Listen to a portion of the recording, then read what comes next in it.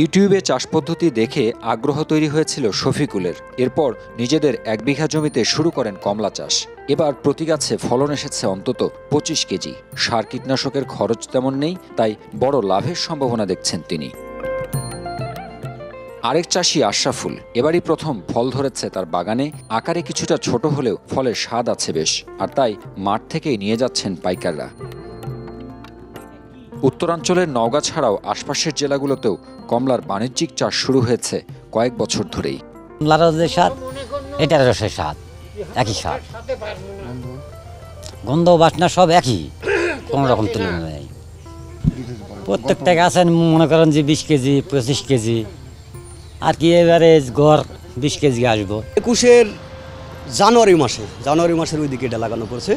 জানুয়ারি মাসে লাগানো পড়ছে, 1 বছর পরে এটা ফুল আসে। তারপরে 1 বছর পরে ফুল আসে, পরের বছর আবার মনে করেন যে ওই 21-এ লাগানোর পরে 22-এ ফুল আসে। ফুল আসার পরে ওই বছরের অল্প কিছু সংখ্যা গাছে আমি পাই। পরের বছরে যায় এটা আরও দ্বিগুণ হয়ে যায়, কারণ এটা গাছে থাকে অনেক টাইম। মার্চ মাসে ফুল আসে, আপনার হলো নভেম্বর ডিসেম্বরে যায় এটা আপনার পাকে, ওই টাইমে এটা নামানো হয়।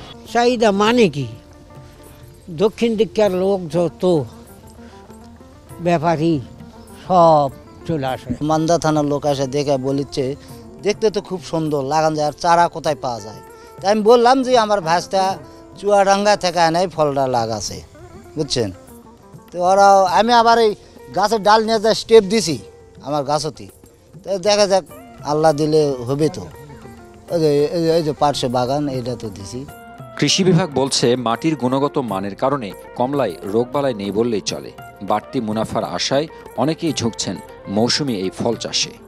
এই বরেন্দ্রর মাটি কিছুটা অ্যাসিডিক, যেটা ফল চাষের জন্য উপযোগী।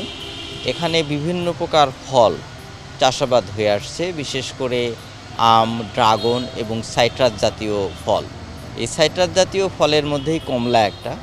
এই কমলারও চাষ আমাদের এই নওগাঁ জেলায় সম্প্রসারণ হচ্ছে।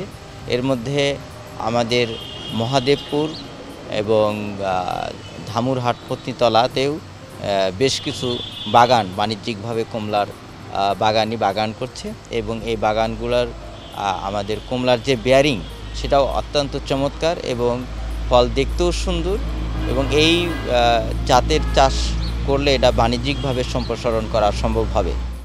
এ অঞ্চলে চাইনিজ ও ছাতকি জাতের কমলা চাষ হচ্ছে বেশি।